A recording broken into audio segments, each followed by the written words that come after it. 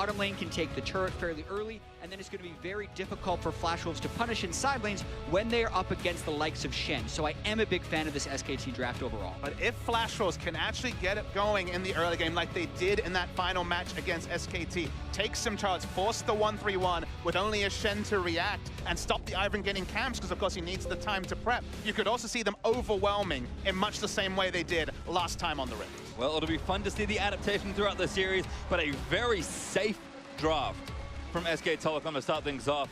I think on the Flash Wolves side, you look at Casa, you look at Maple, the two we're always looking to go up. These are very proactive picks for them to really open up a game. So a lot of things we thought were going to happen kind of eventuate here in the first draft. Yeah, and something that SK Telecom's team comp lacks is a surefire way of initiating. They're basically hoping that Faker can sneak in a shockwave somewhere, or that Huni can land an impressive flash taunt. This is a very common thing for SKT to do in team compositions, but if they are caught a little bit on the back foot, it is much more difficult for them to create openings.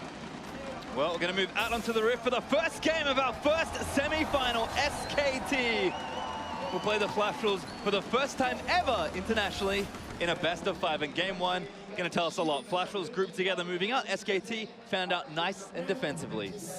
And honestly, SKT's playstyle this tournament has been a little bit less than what I would expect in terms of style, because you look at some of their numbers as hopefully no one gets caught out in a brush like we've seen already this tournament, although Sword Art's walking in first.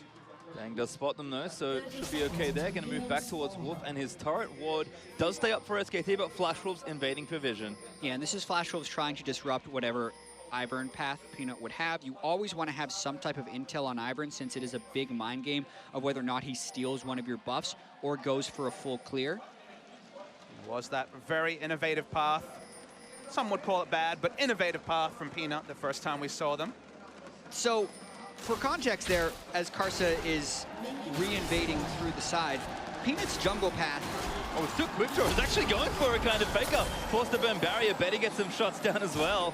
Faker probably not going to have to burn a sum, although Sword Art's still here. It's really greedy to re-invade on the weak side where they already knew that multiple members of Flash Wolves were congregating. And okay, it's not Flash, but still, there is a penalty for Faker walking in so assertively. Yeah, extremely often you actually see the team ward and then retreat instead of ward and stay. And this then triggers Peanut to try and start the red buff. So any type of pre-planned route Peanut would have, which he did not do a good job of pre-planning his route his first time on Ivern, is going to be mixed up. He had to smite right away on red buff on the alternate side. But it's like kind of a next level, because the reason why I imagine Faker showed himself was to actually allow Peanut to go for this red side steal, judge how many people were going to be on the bot side, and sure, nothing happened. So right now, Peanut has been guaranteed 2 buffs, or at least that part of the situation is happening. Yeah, I agree with that, but also with the way that Ivern needs to wait about 40 seconds for his camps to be able to be cleared, there's a chance he gets denied the Raptors he spent his resources to take. Notice how Karsa has directly run over towards the Raptors.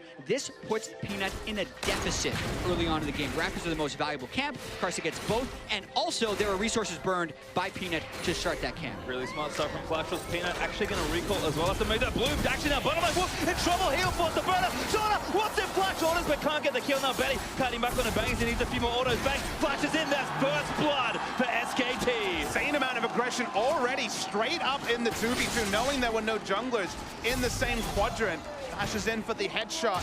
Does bang, and already a kill in the 2v2. Now mid lane, Maple actually going to force Faker's flash, does get the chain. Casa was ready to jump on that play. Yeah, and I feel like that's an insane amount of greed in the bottom lane by Betty and Sword Art, trying to make a big play in a matchup where they feel they are disadvantaged. The Caitlyn getting a few kills is all SKT need to do to win this game entirely. So to go so aggressive with the risk of that coming back to haunt you, Flash Wolves pay the price. We're looking for the first moments of why this happened. Level 2 is hit first by Flash Wolves, but level 2 also is counter hit, and all the resources used on Wolf, including flash for an ult that was never going to kill. Karsa's bot lane though. No sums here, so they may have overstayed. Flash forward there, Wolf is going to be the target. There's damage back. Karsa finally grabs the trade. Big by Karsa, he still has that lead over Peanut, as Peanut is trying to get some counter jungling, and stealing the Krugs, in my opinion, is almost never worth it. A lot of junglers avoid killing the Krugs at the start of the game because they are such a huge time investment for such a low experience gain. So Karsa, I think, extremely happy about this opening. I mean, the pathing from Karsa here has been so interesting. Enemy red into his own Raptors and then making it through the bottom side quadrant again, skipping over blue multiple times, the Wolves, the Gromp. He very much has had a purpose, and SKT overstaying with no summoners actually granted them an option to try and steady the bot lane that was looking like it could be very much SKT one-way traffic. Yeah, and Karsa wants to get his third Raptor camp of the game coming up at just after 4 minutes and 20 seconds because he knows those will be respawning in about 10 or 15 and was hoping to sneak in. Doesn't want to get over-aggressive, though, with his support in base. Vision, though, Peanut actually taking down the Scries. Bloom able to spot him coming out. Betty also doing the opposite for Flash Rules, getting some vision with the Hawk shot. So great team play in this bottom half for both sides right now. Meanwhile, on the top lane, it's tank v tank, and unsurprisingly, they've just been pushing waves back and forth. I do like the Dawn's Blade from Huni, though. It's kind of showing off some of that trademark aggression. Dawn's Blade is Tiamat as a possibility, but while we get a bit of breathing space, we've had an insane first 4 minutes for a best of 5 given the defensive drafts. You know, Jack, you were talking about the lack of initiation, which is very clear on the side of SKT, but if you look at some of their numbers, SKT's style hasn't been late game team fights that they perhaps have been famous for in previous iterations. Their average kill participation on the side of SKT is 55%, which for context, Flash was at 69%. So for there to be such a big disparity, it feels like setting up the 4-1 split push, and specifically Huni, has been the way SKT has played this tournament. Exactly, and Flash rules are much towards your normal distribution of kill participation. SKT has definitely been an outlier in this tournament in the way they spread out the map. And this is one of the newer dynamics Huni has brought to the team in this tournament. He individually, as Maple tries to go onto Faker. Faker does get chained up by Maple with Peanut there behind him to protect. Yeah, Huni individually has the lowest jungle proximity of top laners, which is 4% of the time. Peanut is within 2,000 units of him within the first 3 to 50 minutes of the game. So he's basically doing this alone. And then he split pushes the rest of the game, having some of the highest CS numbers post 15 minutes and creating pressure in his own right. And that means that SKT is not actually engaging in 5v5 team fights. They are absolutely playing through Huni, making teams throw resources at him, and then winning elsewhere. I mean, that has kind of been their strategy. Huni has the highest DPM of top laners, the highest share of gold mid lane. Maple's in though. Carter actually already showed up. Faker now level 6. I think Maple tried to get it in before Faker got his ultimate, but Peanut, great respect there, just babysitting Faker through this lane and making sure the wave got shoved. That's why Engage, again, hasn't really been, it's been disengaged. It's been the 4 members disengaging while someone was split pushing. Even in that Flash Rules game, it was Delusion, or it was, sorry, Bang, just split pushing on AD carry while the 4 members bot lane tried to give away the least amount while a turret was being taken. So it's been a surprise to see no pick comps from SKT, but that's just not been their style at MSI 2017. Another invade here, though, from Karsa does propel the plan forward. Red almost up, Karsa gets vision down. And this is dangerous, trying to do an invade against a team to level 6 Shen. So even if he tries to fight Peanut here, Peanut does have backup from the top lane. Karsa being patient, finally pulls the buff in. Peanut got the ward on the wrong spot. I don't think he saw the red buff go into the brush. Maple also joining down to help him, but this could be maybe a big moment. Karsa, though, has smite, should be able to take it. Ivan has to mark the camp. Karsa takes the red. Karsa did that all right. The time that Peanut placed his Brushmaker into the red buff, he actually gained vision and tried to channel it. If he would have been able to channel for 2.5 seconds, he could have smoted away right away. But you do any damage to Ivern while that's happening, which Karsa did, you basically push him completely off the buff. So very well done by Karsa. But I always smile when I see these scenarios with Peanut on the Ivern because he's a guy who contests buffs. We've seen him steal so many Barons this tournament. Seeing him literally not have a kit to be able to contest realistically is kind of this sort of existential crisis for Peanut that he's never had to deal with before. Betty in trouble, gets exhausted there after the polymorph from Wolf. Bang, gonna keep moving forward. Does have Sums back up. No all in, but again, the bottom lane playing so aggressive. SKT gonna win that 2v2. Yeah, and this is sending Betty back to base way before he wants to at this point. He hasn't bought yet, but this minion wave can crash into the turret, and the last thing you want as Flash was for SKT to get that early gold lead because of first turret gold. That's why Karsa is actually spending a lot of time down here to make sure the wave stays pushed. I think they were trying to set up a level 6 play, but good aggression from SKT is going to force the duo of Flash Rules back as Karsa very neatly cleans that wave out from under the turret and hits a recall for himself. Other than that, triple Doran's in the top side for MMD versus that Tiamat, so lots of early wave clear for these top laners.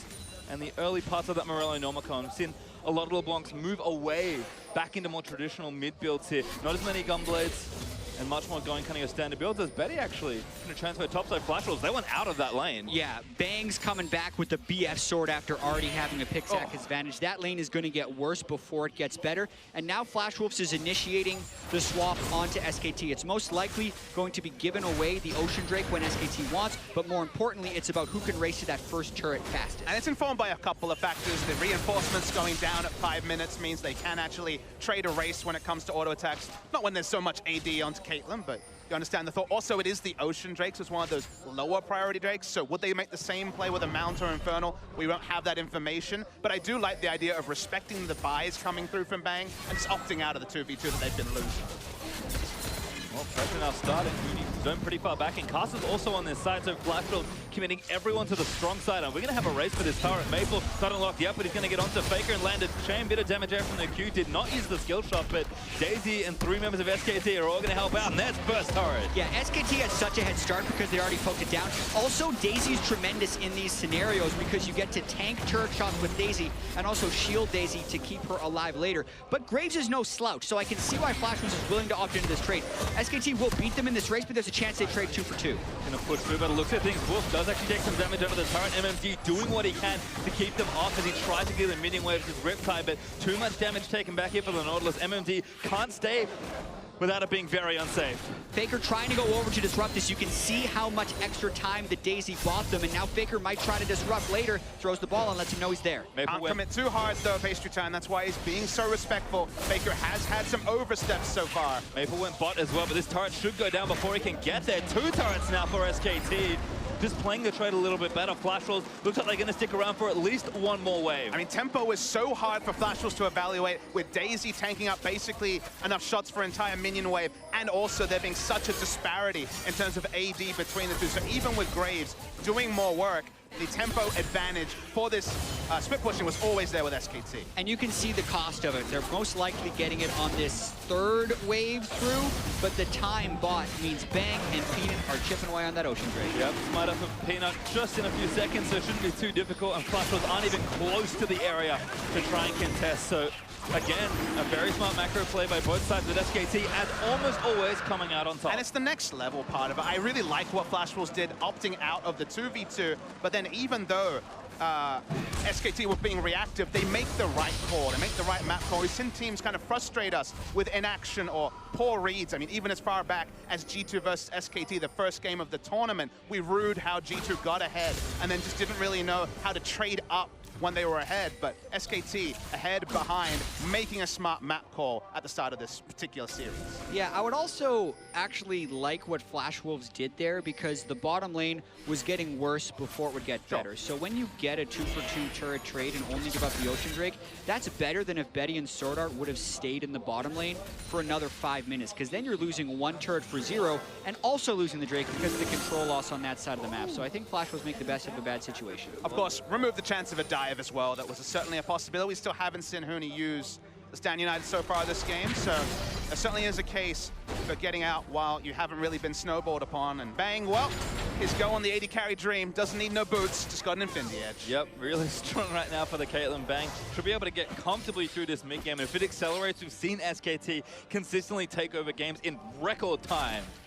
Flash Wolves, though, trying to respond, leaving Betty towards that mid lane. Blade of the Ruin King shouldn't be too far away. And this is something that Maple can do that Faker really can't in this mid lane matchup. He's got TP and he's a LeBlanc. So much side lane pressure here for the Flash Wolves. Yeah, late game fighting, if Bang continues to build crit items on top of the Infinity Edge and has all the shielding, Flash Wolves wouldn't have much of a chance. So for them to do something here before the 35-minute mark, they need to make things happen in the side lanes. They got Bang! Oh, no, he's backwards, and now Sword Art going to root him down. Shot coming out from Bernie. This should be a kill. Flash Wolves with the outplay, forcing the fight, but here's Maple. Now onto Wolf, gets the chain down. So much damage, second chain lands, and Flash Wolves come alive. SKT accept the losses. Bang with a very rare mechanical misplay, going the wrong way. Neither of them used summoners. Wolf flashed preemptively and didn't have it. Bang accepted his fate, but that's a big win for Flash Wolves. When is the last time we saw Bang 90 caliber net in the wrong direction? And not only did they get the 2 kills, but also they returned to the mid lane. So those are 2 costless kills for the Flash Wolves outside of the 2 ignites or the 1 ignite they use. And it sounds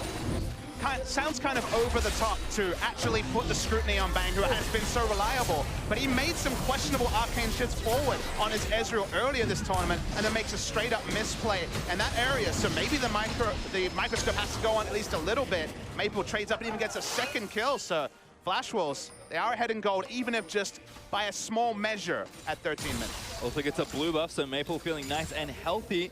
Able to use that TP to finish off the back end of that play and takes down Wolf. Faker CSing well. Nice and even, just been playing safe and very respectfully this time around. Maple has tried to get aggressive, but Faker has been able to curb that for these first 14 minutes. Maple though, backing onto Faker. It's a tough one to try and match, but Maple is going to get the chain down. Doesn't quite get the latch, so no extra damage. Faker again, standing strong. Yeah, he did manage to proc his passive though, so that's why Faker is down about half of his health. And also Maple's itemized a little bit more magic resistance in his build, so he's pretty happy about taking those trades on top of having his full corruption potion. So he will also out-sustain at this stage in the game. Maple pretty happy about that. If he ever gets the edge, he wants to make a roam. We can see Flash was actually keeping 3 here to try and defend this turret. Good wave clear from Sword Art. Gonna get the back end with an empowered Karma Q. This is tough for SKT to really break, despite how strong the siege with Ivern, Kate, Lulu is. And Maple seems like he consistently has pressure in this lane. I mean, top lane's looking good for SKT, but they're haven't made really a risky play yet. There's no dive just yet with the Shen. And SKT is happy to play into Flash Wolves a little bit. And I want the viewers to know that there's certainly an inevitability about late game team fights, but not necessarily about the game, because Flash Wolves do have a lot of tools to play the late game smartly. They still have a 1-3-1 that SKT will struggle to match, just not having access to the teleport LeBlanc with Wave. They do have strong engage if SKT tried to play the 4-1 they played so frequently. So there is a lot of options in the Flash Wolves comp. It isn't just, well, the timer hit 35 minutes, the items are there, the game is over. Pass on to Peanut, but Peanut root calls it, gets his way out. Can actually blast his way over and make sure he collects the Krugs on this side of the jungle. Again, Flash was just sticking to this top side for now. Play the late game smart. They still have a 1-3-1 that SKT will but we might see a swap of his recalls come out. And all that damage Maple did was without his first major item really completed. So I think he's going to go back soon. He should have enough for Morelli-Nomicon. And Blade of the Ruined King also being done for Betty means that Flash Wolves can start maybe playing with their lead a little bit more. Again, it's not a huge lead, but might be enough to really get something going, especially with that next Infernal coming up in a minute. Yeah, Maple sitting on 2,000 gold, so a pretty generous recall is what he's able to get off right now. Picks up the Morelli-Nomicon, and the Drake in 1 minute is definitely what the control is going to be about. Huni's level 11, very powerful Shen Shield. The amount of anti-burst that SKT has is absolutely immense, so it requires Flash Wolves to actually get off really good initiations. Carson needs to AoE and threaten multiple people at once, otherwise SKT can even turn it around at this point. Absolutely expecting a big fight around Infernal Drake. Has to be pretty insane burst because Redemption is there, shielding is there, so the item timings are already being hit by SKT, so whatever it is from Flash Wolves needs to be decisive because the re-engage after a Redemption is a big possibility for SKT. Love the early ages from Peanut, as well as Flash Wolves moving to the area. SKT were first though, so they're able to clear out left side of River Vision. Here is Bang gonna get aggressive with Lulu behind him. Betty gets some shots back in, but that Infinity Edge gonna do overtime work here for Bang. SKT again, like they've always done, just moving perfectly throughout the objective, getting the vision down and kind of seeing what Flash Wolves want to do about it.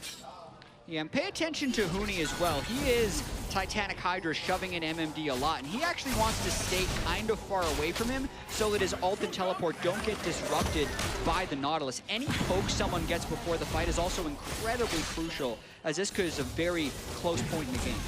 Maple looking for a pick, tries to find Peanut, does get some damage down, but use his ultimate.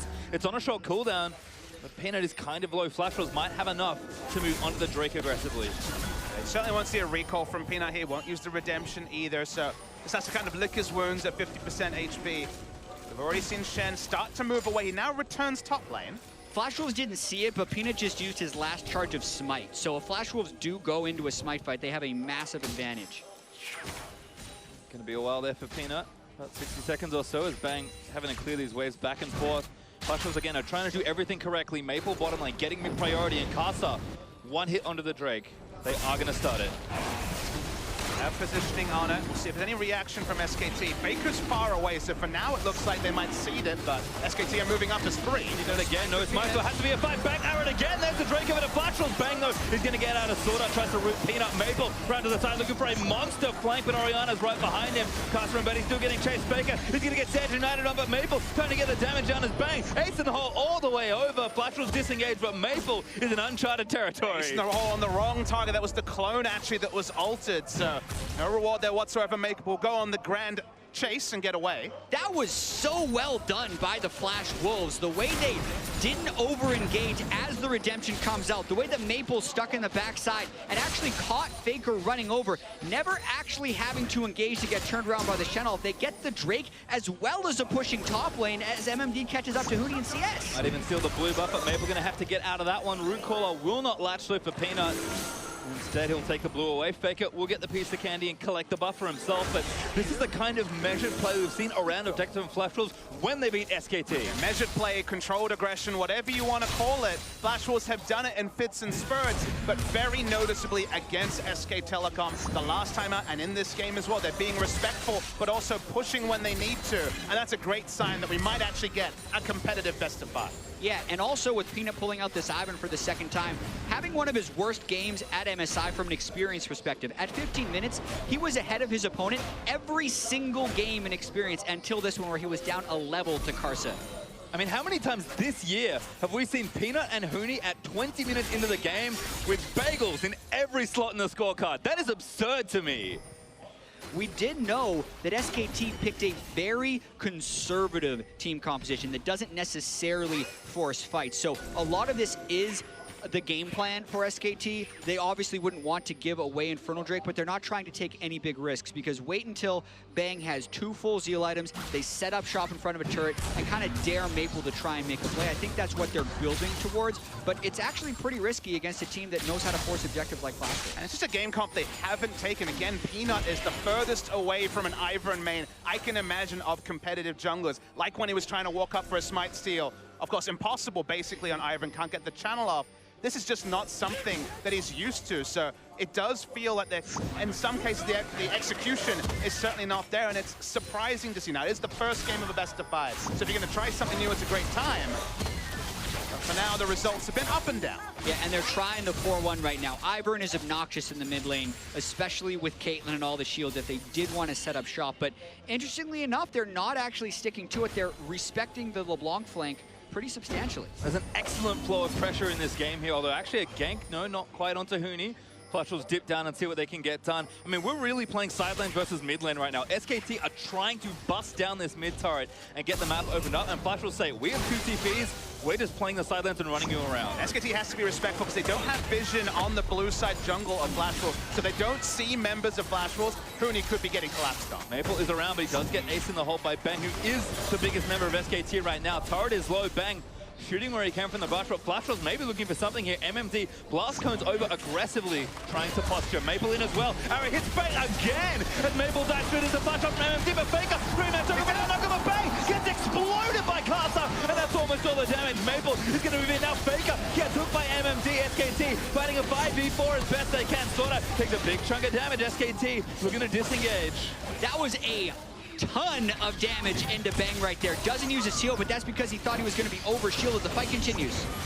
Huni now caught by MMD, but the Polymorph is going to keep the Nautilus away, but now Hook planted onto Huni. Benny laying arrows into the back of Shen. Wolf, this doesn't have any more protection, but Ivern does as he runs back to Peanut. Flash Wolves, though, what incredible target selection to just get 1 kill. I mean, the target was so clear, everyone understood it, but the fact they could actually kill him through Command Protect, the Ivern shield, the Shen Stand United, and also Wolf's suite of healing and shielding lets you know just how much damage they had to dump. It will get more and more as the game goes on, but 3rd time Bang's been hit by one of these Ash arrows, and the Wombo is clear from Flash Wolves. Yeah, they get the Graves ult to actually get the last hit. All of the shields were used on him, and he was unable to stay alive. He is getting caught out too often with that type of front line. He cannot be hit by those Ash arrows, especially after using his E. Maple in again. Peanut now going to be the one rooted up. Flash ball, but Maple lands another long-range chain. This goes over into the rim of Casa. Flashes instantly. The Flash Wolves out the butt. Peanut dead. The Flash Flashwall's aggression is really getting them advantages. Peanut thought he was safe, but Flashwall slipped in, hit that second chain, which was the money one, and now suddenly this game's turned on its head. And the key to Flash Wolves when they do beat SKT is that when they get those picks, they're able to convert them into objectives. So it's very critical that they're able to get something out of this, whether it's more vision control for later play or to actually open up this mid lane, which is so hard to do against that wave clear. Been the holy grail of the game for both these teams, it feels like, but damage, chip damage is not enough on this turret. They do get it lower, but Maple has to go back to answer the side lane. TP is down for now, and again, the push and pull starts. Betty finally misses an arrow, but the target once again was Bang. And Bang cannot go. QSS needs to build damage. You can see a chalice into a Mikhails will be coming through eventually, but he needs to build the damage. He doesn't have the latitude to go QSS and have more damage fall off, and thus he really needs to keep sidestepping these arrows until that Mikhails is complete. Big long lanes to play in as well. MMD has almost got the wave down to that bottom outer turret, but Huni is there to answer. Ultimate not quite up just yet, but he will have his teleport. So again, Flash will need to respect all the globals on the map as it watches again. Maple, such great flanks already this game. He wasn't spotted and got the first chain. The second chain, though, was the one that really separated Maple from a lot of players. And Carson and Maple, they are the duo, and they were single-minded, and they picked up the kill on Peanut. Yeah, gaining a lot of control in that side of the jungle. Ocean Drake will be up as of now, actually, and they're still setting up the split push because they can threaten both Baron and Drake theoretically at the same time. It's all about their level of deep vision and how much they can penetrate the jungle with Maple and Betty's vision. And the overall tension in this game is just insanely high. I mean, the reason that Flash can't get much more of a lead than the 2,000 gold they've now got is because the map is still so closed in the center. These mid-outer turrets are so low, and as soon as one breaks open, I think both teams can leap into action. And SKT, yes, they're behind, but you cannot fault this team at almost any stage of the game. And with this kind of comp, you can just see Bang, almost 2 items. Faker, now with 2 items. This is just getting scarier and scarier, and Flashwolves, they're playing proactively, but that needs to keep happening. Yeah, and Bang will have to play better as this late game progresses. If they're going to have her protect the Caitlyn, he has to be in positions where they're able to protect him. It's going to be tricky right now because SKT definitely doesn't look to be firing on all cylinders or being that crazy, angry SKT we may have expected from game 1. I want to draw your attention to the fact that right now Peanut is 1,700 gold down on Ivan. Certainly a thing that can happen, but what the reality is, and one of the reasons why we only saw a single Ivan pick in Korea during the whole course of the LCK, there were a couple of bans, but only a single pick, is the big problem is when you fall behind, especially to a 1-3-1 comp, you don't get access to many jungle camps, which in a normal game are going to be shared between the jungler and the rest of the team anyway, and you can just fall further and further behind and not really be able to actually offer up much of a contest if you're Ivan. Yeah, I feel like Peanut also just not comfortable on this pick. I think Ivern has proven to be a first pickable jungler and something that can work in almost every situation at this tournament, but not when you are channeling the wrong camps at the start of the game and not getting that early advantage where Ivern generally thrives. That's the second game in a row where Peanut did not have a good early jungle path. And I think for once, SKT's incredibly high Drake priority might have actually cost them something they didn't want to give up. Flash Wolves, they trade the Ocean Drake for that mid-outer turret, and yes, their mid-outer is also very low, but I was talking about the map being opened up, MMD getting pressure down, the TPs are starting to come back up. Flash Wolves, they have a few moments in these next minutes to really bust the game wide open. But the issue with SKT is they can't really force much. They don't have a comp that can force, so even if they're trading down in terms of effectiveness, as we see them actually taken out of mid lane. Banger can get stunned up, but arrows are there. Flash Wolves fighting 2v3, 2v4 with Daisy in the mix as well. Flash Wolves disengage it. Oh, could turn it back around. Faker does get the shockwave on the caster, but that's a cooldown burn as Flash Wolves are collapsing. MMD coming in for the right-hand side. Maple looking for the flame join. He's going to flash it out. Maple getting in there, but there's the depth touch on. Bang does take out Sword Art. SKT may have just defended Maple. Getting a quad, he's forced to flash the sword away, but Faker chasing in. Needs one more auto. Gets it now. MMD back with the blast code into SKT. Gonna flash out of the way, but Faker gonna keep chasing. Root Call lands from Peanut. MMD, he's tanky, but it's not enough. There's SKT with the team fight. And listen, that's their way of forcing it. Throw down Daisy in the mid lane, and you force the other team to come to you. Shut down from Bang. This fight was so much better from Bang. Had to flash defensively, straight into basically melee range of a Karma, took her out, and then the target selection from there, much cleaner. And you make that play at 27 minutes, and suddenly, Baron is a real objective. Yeah, this is what we saw from the SKT draft. They needed to be able to withstand and not get starved out in vision by the Flash Wolves. Flash Wolves were hesitating for a second in the way they collapsed. They stick around a little bit too long in the mid lane and allow Bang to get out a lot of poke so that they can't all focus Bang at the same time. And now SKT in total control.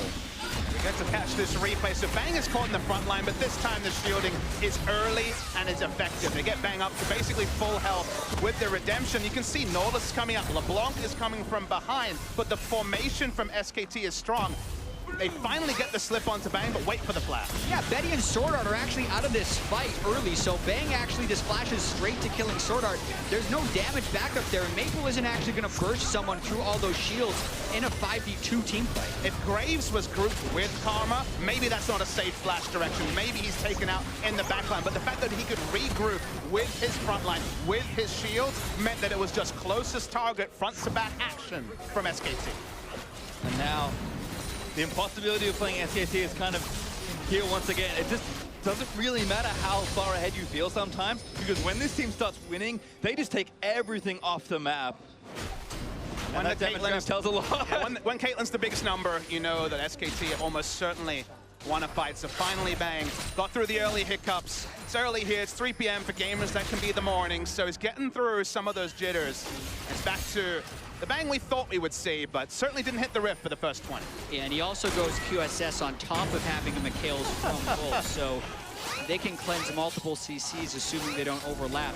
Flash Wolves doesn't want to let them set up. They're teleporting in with the block, trying to get that initiation this time. Bang ulted up again, but the shield should be able to keep him alive. He's got no other stuns, but Maple trying to do damage on the other side. Wildgrowth burnt on Warp, but SKT just have too much strength here. MMD fighting in the middle, but Daisy's going to knock him up. There's too much here, so Redemption's going to heal him for a little while longer. Shield isn't enough to keep him alive. Peanut actually gets last hit credit, and now Bang just straightforward with the Lulu playing up. And unless Flash Wolves is splitting SKT up, this 5-man team composition is immensely effective. You can see even with some of the catches and making Wolf ult himself on Lulu, Bang's still full health and pushing forward. It's also very optimistic to actually choose the time to engage, which, as you say, is not necessarily the best route to play when the Baron buff is being written by SKT. They already have it, they're already putting it to good use. That's the base broken. And SKT, after so many sidesteps, so much great play from the Flash Wolves, the result looks like it'll still say SKT 1-0. They're not done, and Maple doesn't have his TP, so SKT are actually going to go for the Nexus turret here. Costa gets caught out. That's a kill again for Bang. Huni moves forward, tries to find Betty, but Betty's going to kite back. Stands United, though, going to keep Bang himself alive, and he's just laying shots into the back. Ace in the whole block by Sword Art. Faker forces the flash with a shockwave. Nexus turret number 2 down. As now the Nexus is exposed, and SKT in one fell swoop may well end this game. Maple polymorphed up, dead to Huni, as Huni now get wild growth up so they can finish the rest of the fight. Betty is tickling the tanks in the front line, and SKT just will not be stopped. Sword Art trumped out into oblivion, and that's going to be game 1, SK Telecom.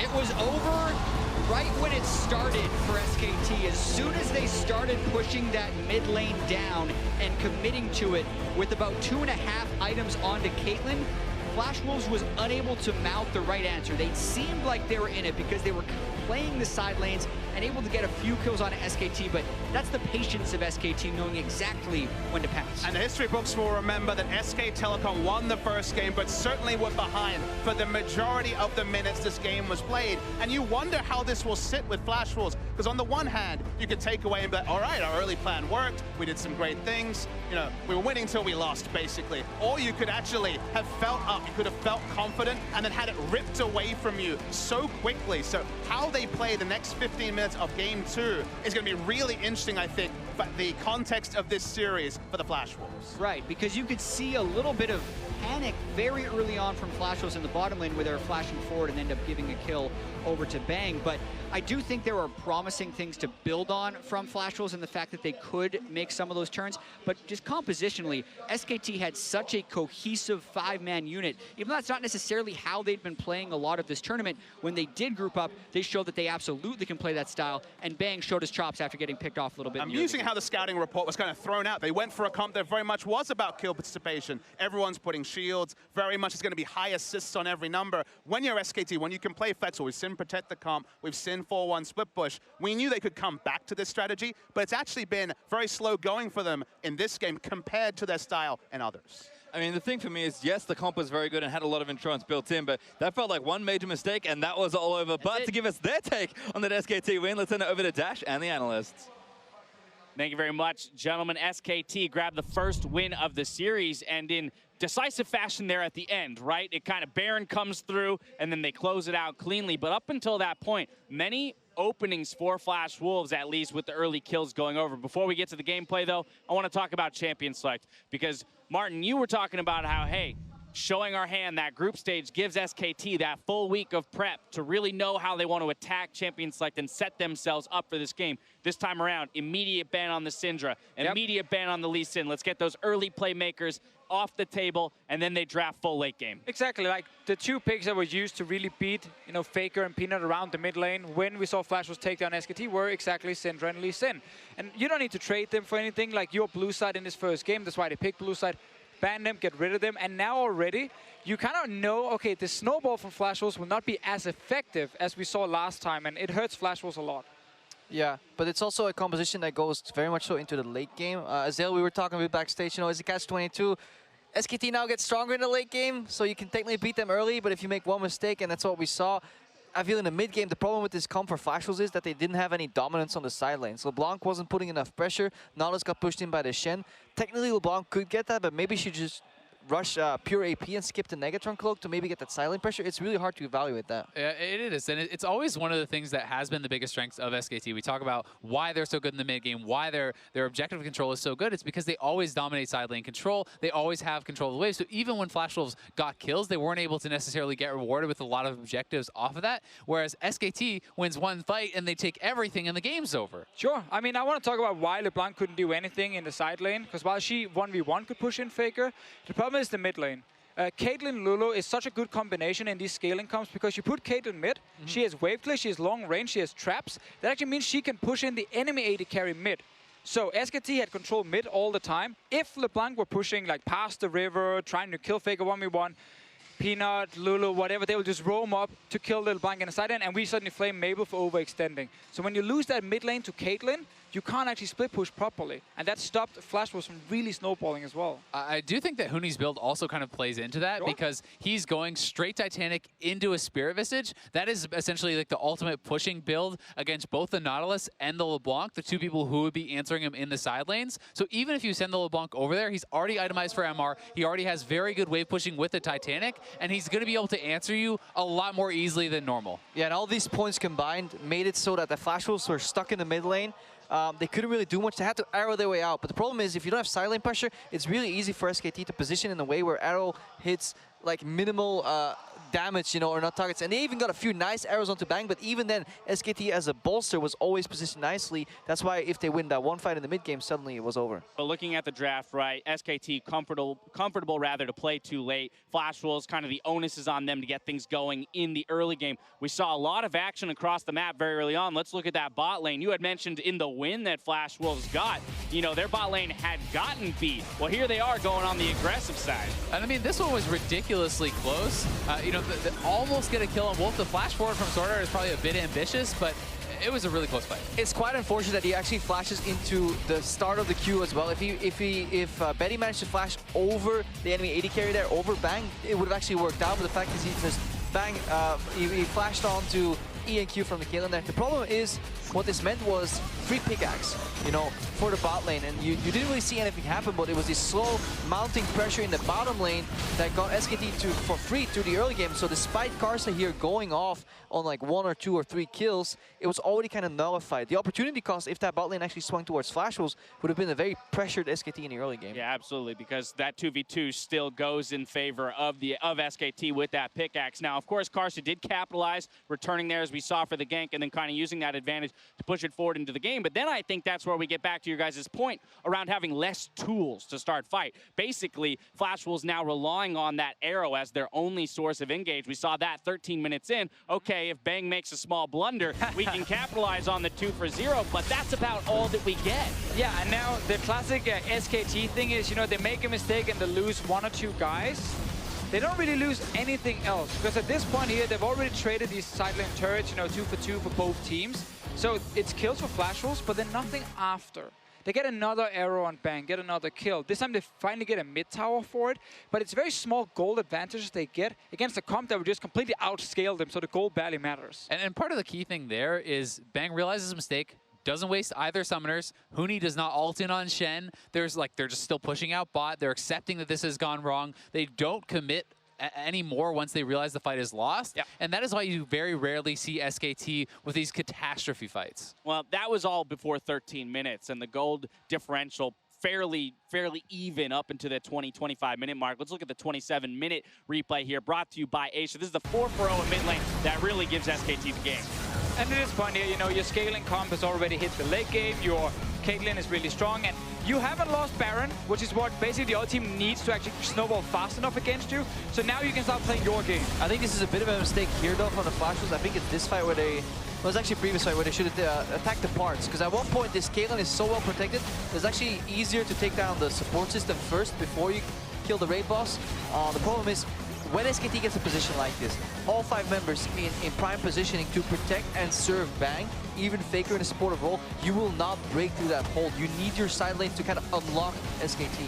Plus, it wasn't like this was a Nautilus flanking. It's like a Graves. They stepped towards the Graves. Now he's out of the fight, one of your most fed members. It seemed like a very disjointed fight from the Flash Wolves. You need to be organized as a squad and collapsing in, because on these shielding comps, you have one window to kill the person off right off the bat, or you will not win the fight, and they lost that window through their positioning. So now briefly, given the loss here for the Flash Wolves, how do they adjust moving forward? Because once again, we talk about whether or not you need to get a perfect game. Okay, whatever. In this game, SKT didn't even play perfectly. We had mistakes from Bang. We had an early advantage go over to Flash Wolves after that 2v2, but it wasn't enough, right? So what kind of tools does Flash Wolves need to actually close out a game here when they do establish that small early game lead? I mean, that's the really hard thing, because what you obviously need right now in a game like this is you need a more controlled mid lane when you want to try and split push, so you can actually push in multiple lanes and then try and get like a Baron set up and force a fight in your favor before you go full late game. And the problem for Flash Wolves as well is I don't think they can play this like super late game comp. Like Casa is not an Ivern player, Betty is not the best performing player on the team either. It might be more just you gotta just full commit to early game again and again and hope you get a big enough lead. Hope, and also you can't over-respect SKT. If you see a window, go for it. If it fails, so be it, try again, because that's how WE did it as well. Just unrelenting aggression on even the smallest windows, because if not, late game, SKT will control the map. All right, well, Flash Wolves will have blue side in this next match, so hopefully side priority there might help them out in terms of drafting the tools they need for victory. We're stepping away for a quick break. When we return, we'll see if the Flash Wolves can answer SKT in Game 2. Don't go anywhere.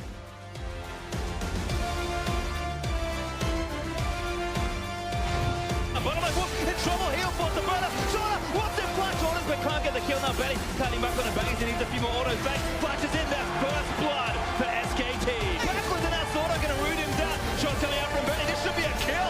Flash was with the outplay, forcing the fight, but here's Maple. Now onto Wolf, gets the chain down. So much damage, second chain lands, and Flash was come alive. Trying to posture, Maple in as well. Arrow hits Betty again, as Maple dives through into Flash up now. Give a Faker, remember, look at the bang, gets exploded by Casa. And that's their way of forcing it. Throw down Daisy in the mid lane, and you force the other team to come to you. Shut down from Bang. And SKT just will not be stopped. Sorta trumped out into oblivion, and that's going to be game 1, SK Telecom.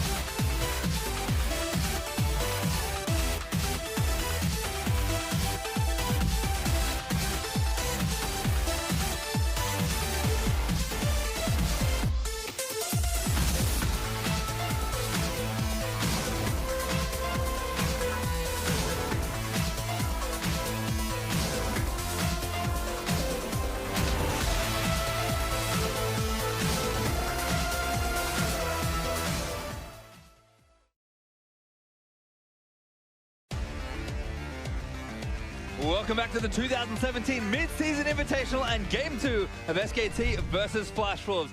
It felt close for about 25 minutes, and then it felt very not close for the last 7. And that's certainly been the case in multiple SKT games. I'm really excited to see how Champ Select develops here, specifically the Fiora ban that we see the Flash Wolves going for so regularly. I like when we saw the Fiora draft by SKT a long time ago. I guess in the first time these two teams played at the start of the first round robin, it does beat MMD's effective champion pool, but I don't think you have the luxury to opt into shielding comps or allow SKT to amass shielding champions, because you can't be surprised when the end result is games like Game 1. And that's the power of the Huni versus MMD mismatch that we're seeing in this series. If Flash Wolves is throwing 2 bans into Huni out of fear every single game because they think if he gets one of those carry champions, he's just going to hard carry the game, which is probably true with the way Huni's been playing, but it really hamstrings Flash Wolves' flexibility in Champ Select. And the worry has to be Game 1. That was the easy game that SKT give you. I talked about it. Peanut and Huni, the least amount of involvement they had in a while. Power with Maple and Casa. I mean, sure, Bang kind of got some kills and they took over the game, but it only gets tougher when you play against a team like SKT. I mean, it was a new SKT. They reinvented themselves again throughout this tournament with that shielding comp that largely they had moved away from. It felt like it was Twitch-centric at best. And now, speaking of shielding comps, double support ban coming from SKT. So the awkward thing, I think, Jat, is it feels like SKT are dictating the draft on blue and red side, which is that's a damn scary thing. And that's what happens when you're throwing 1 to 2 top lane bans. Most likely, well, they actually dropped the Fiora ban, which makes things a little interesting right here. But that's what SKT has the flexibility of doing. No shield in this game, which creates a lot more opportunity for junglers and split pushers and bursters to have a large impact on the game. Well, last ban is Lee Sin again by SK Telecom, so respecting the pick from Casa despite Peanut being the best performing Lee Sin in the tournament. It's pretty clean first pick in this scenario. Does give over the Graves without the obvious Lee Sin matchup, so maybe Peanut back on Elise is a possibility in this game. We've seen his Olaf also this tournament, but that's definitely lower on the tier list. But speaking of tier lists, we do have the Fizz, and Syndra's available. Suddenly the flex pick nature of the Fizz is oh so important. Yeah, decides against the Elise, actually just goes with Olaf despite not even having a haster on their team composition like a Karma or a Lulu. But the flexibility they get with the Fizz is very hard to discount. And they opted into the Olaf. They created this jungle pinch with the Lee Sin Graves, forcing Flash Wolves to pick Graves, which made it so SKT could get the Fizz. And then they kind of get the mid pinch, because what has been all season the blind pick mid laner choice? It's been Syndra, and we know Faker loves to opt into the matchup. So now MMD can't get his flex top lane Fizz. That was the big pick for them to open up their wards and barons against SKT in the second round robin. So already, I feel like SKT have jumped ahead and picked Bang. Well, kind of, I think expected it for Flash Wolves, but Tahm Kench was that pick. That's kind of that next tier of supports once the strong range supports are usually banned away. And I imagine Ashe here for Betty, unless there's a different plan. Okay, maybe swaps it up to something like Varus that's somewhat interchangeable, but you need to take AD here, give Betty something safe that he really knows his way around. Yeah, Varus and Ashe are his 2 most played right here. Varus has maybe a slightly higher chance of surviving a rampaging Olaf running towards him, but it would be very minor. Interesting to see if SKT take AD carry or support in this spot, because you imagine it's going to be a focused ban, whichever role's not taken. I could have seen something like a Nami in this scenario, but they're actually going to go for the Braum for the first time in a while. It hasn't been a big pick for them this tournament, or obviously in the meta recently, but with more melee supports, it feels like the latitude to play Braum is there for teams. Yeah, pushes the phase of bans here, maybe towards, you would say, Ezreal as well as Ashe if you're trying to deny him, but that would be both of your bans from Flash Wolves' side, and they might want to try and throw out some top lane bans for Huni's power pick. And they get mind games also on the side of SKT, because this, of course, does not give any more information on whether it will be a Fizz top.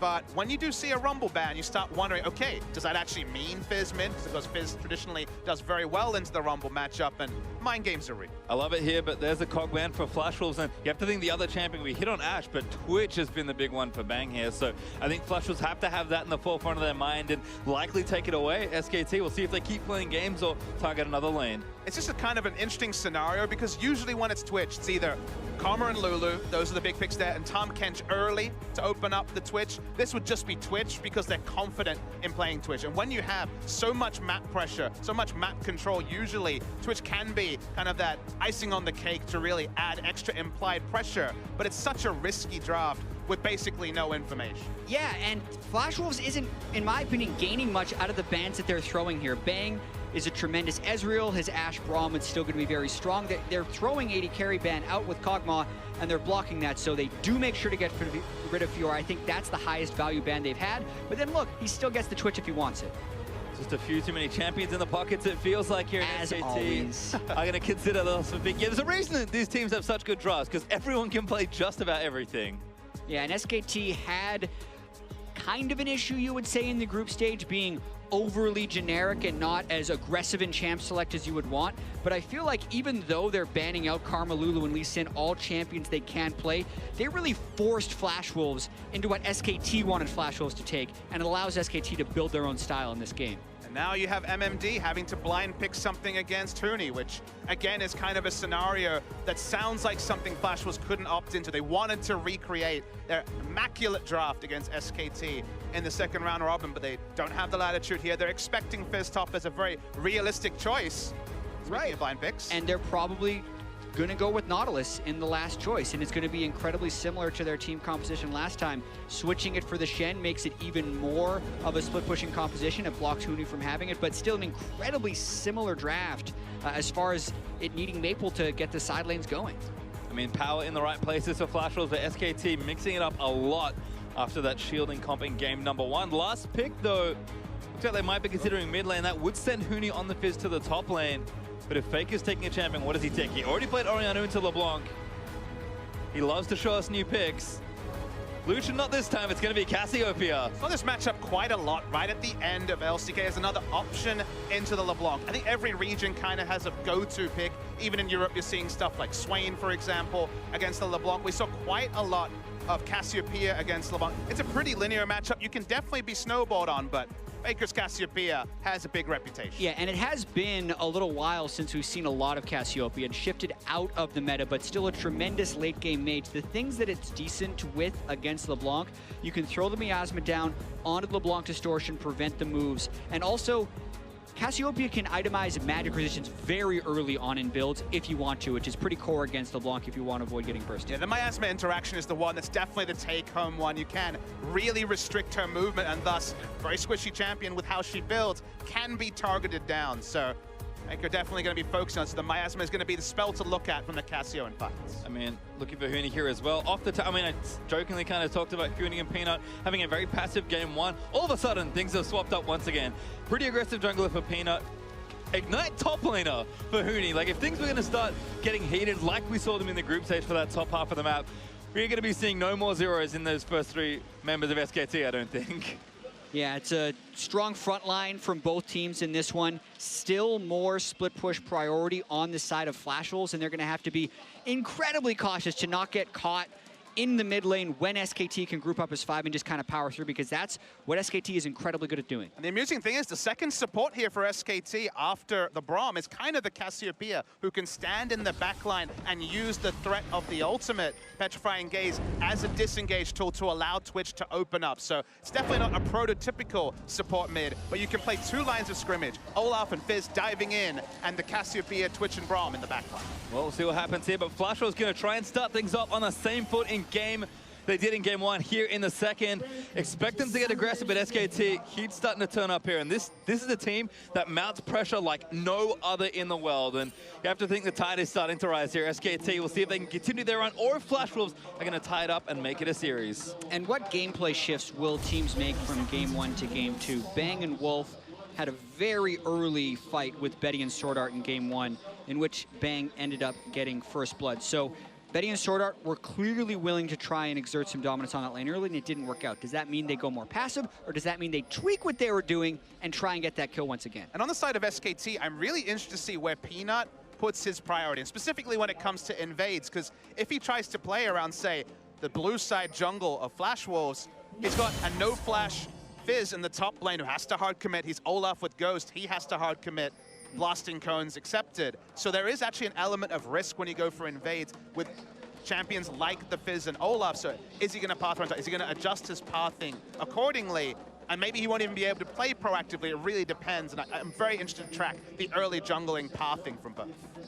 Well, certainly two players that get a lot of things done for their team. It's kind of the mark of a good jungler. Is Faker late wood onto the Raptors. Let's see what's going on. Maple, yeah, taking damage here. This he does a lot here at level 1, and there aren't that many level 1 champions that are super amazing, but Cassiopeia is one of them. Nice minion waves we have over here. Shame you can't come near them, is what Faker says to Maple. Yeah, Faker definitely knows the matchup. Getting an early amount of harass done onto Maple.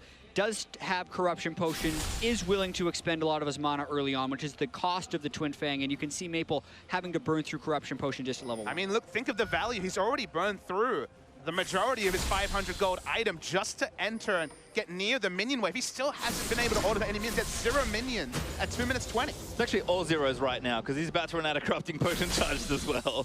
Yeah, and here's one of the minor tweaks.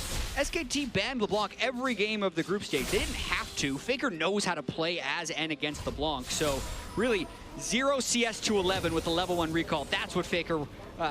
that's why you don't need to ban LeBlanc. And that was kind of the ban that jumped off the page. I mean, I didn't even really take, as the series went, the weeks go on, or sorry, the games went on, really take into account that they were banning LeBlanc on blue and red. It hasn't been something they've done in LCK very frequently. So leaving it open has been so tantalizing to both teams. Maple's opted into it twice, and this time around, oh boy, he's had a world of pain.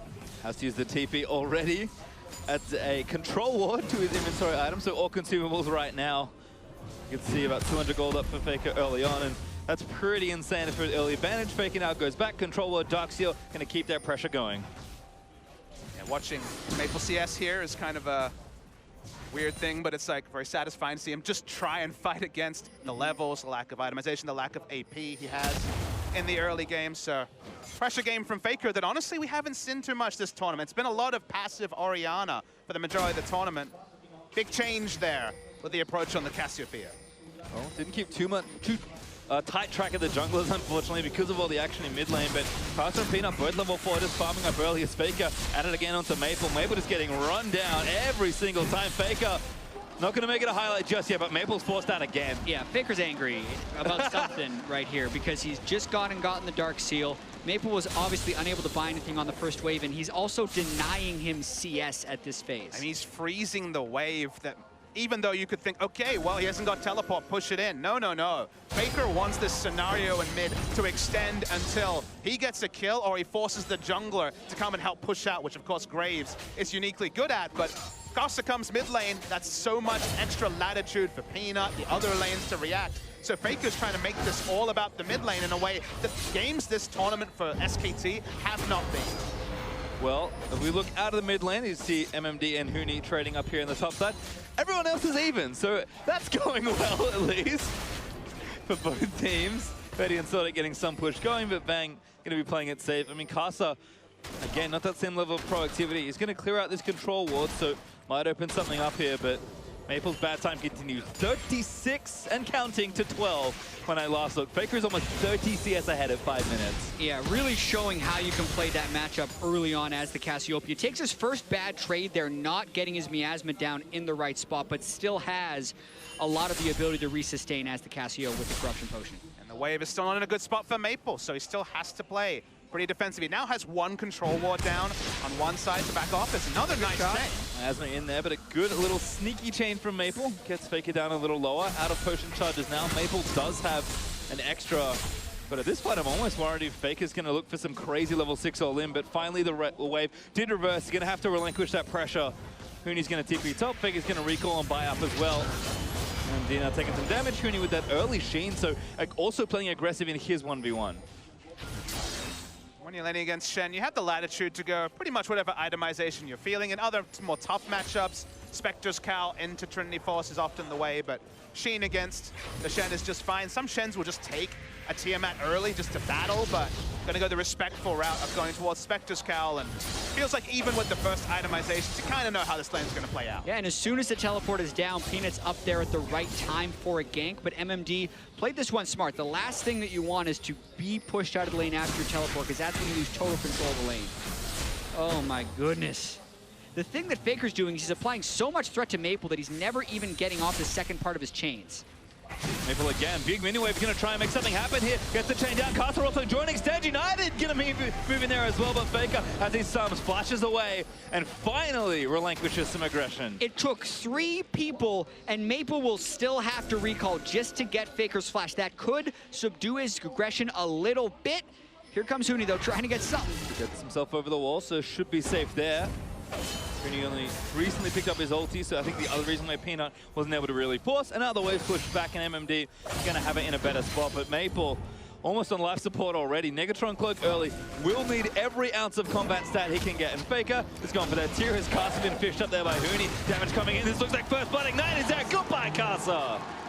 MMD lost control of that top lane. Faker also controlling the mid lane so much. Karsa was in vision for pretty much the last minute, so Huni knew exactly where to find him. And when you're playing around mid lane, when you need to draw so many resources to get a micro win like the flash to relieve pressure, predictably, wards are going to go down in other areas that you can't keep tabs on everything. Huni just walked up. He didn't actually have vision. Put down a control ward, ducked around the wall, hit a max range vision. Ignite, goodbye, Karsa.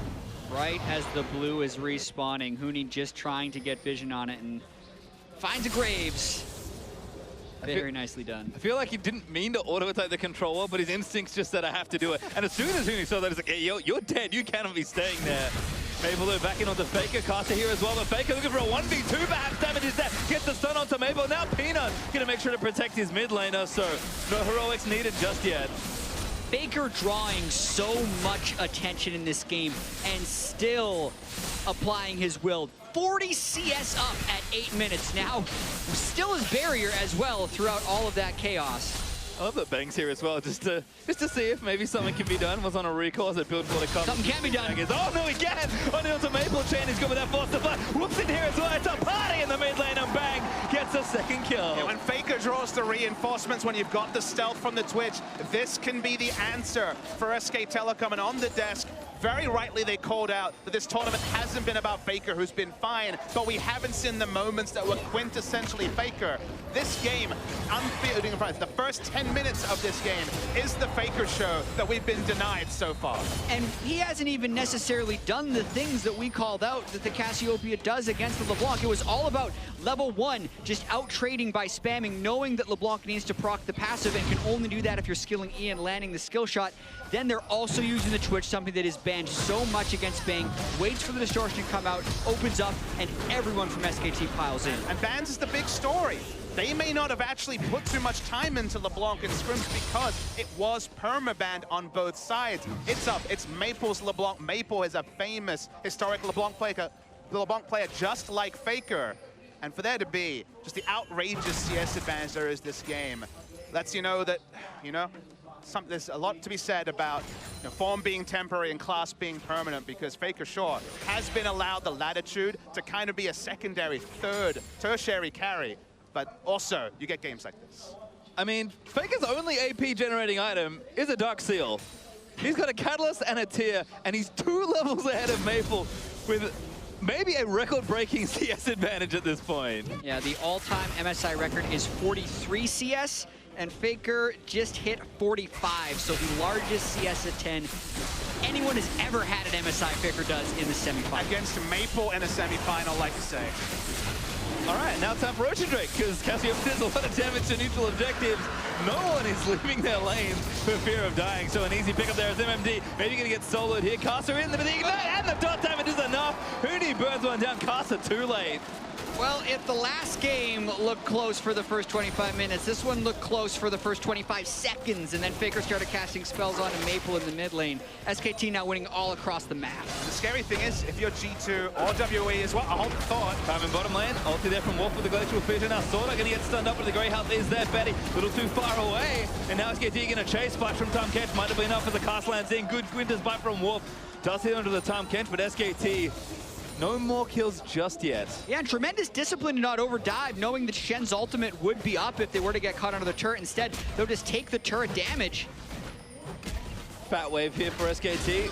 Now the TP burnt by... Only a Shen, remember. MMD. Betty's staying here as well. Taunt's gonna miss. Wolf hops away to an ally. He's giving up so much for teleporting in at that time, though. Fizz will be able to push in very easily into the top lane. Gonna see a replay of the solo kill. MMD walked up on half health. Didn't even hit the fish, but the ult was available here. It was a couple of damage rotations, but taunting aggressively and then flashing out is a bad look, you'd say, for MMD. Yeah, that's a really bad look. He had Karsa on the way, so they were probably calling, you know, taunt him in the turret, then we're going to be able to get Graves on, but just not understanding the damage that Huni was going to be able to throw back onto him. Even the timing seems so early also in that scenario. As Maple's walking out to Faker, that hasn't worked out. This is disgusting. Fish isn't quite going to hit Maple. Lucky to get away from that dive. Great setup for SKT, but execution very slightly off. What I want viewers to take away is it's such a different draft from SKT because they banned both support champions. The Ivern was banned by Flash Rolls. It's a different type of game, and this is what we're seeing from SKT. They won with their Game 1 comp, even if it was a little bit wonky at the start, and now they're just running over the same opposition in a totally different draft. Yeah, they were able to dictate to Flash Rolls, and it's not like SKT wasn't able to find success with the champions they would ban, because a lot of teams you would say, Peanut's the best Lee Sin here, why are you banning that? You're amazing at shield compositions with Bang, why are you banning Lulu and Karma? But SKT does that because of this, because they know they can win even harder when they switch the script and force Flash Rolls into a specific style. Then you're G2 or WE and you're prepping and you see both these things and you're like, okay, I guess we have to prep for everything. The stats, the lay of the land in the group stage has been turned on its head largely so far in this series. And now you basically have to prep for anything, which is exactly the mind game SKT want to pull on. Now what else do you expect from the best team in the world? They had a whole week to prepare. That's a lot for a team with this much talent, this infrastructure this good, and players like Faker. I mean, you want it to be a trap narrative, but it has so often been the case that whenever there is 3-4 days between match weeks, SKT will adapt to the tournament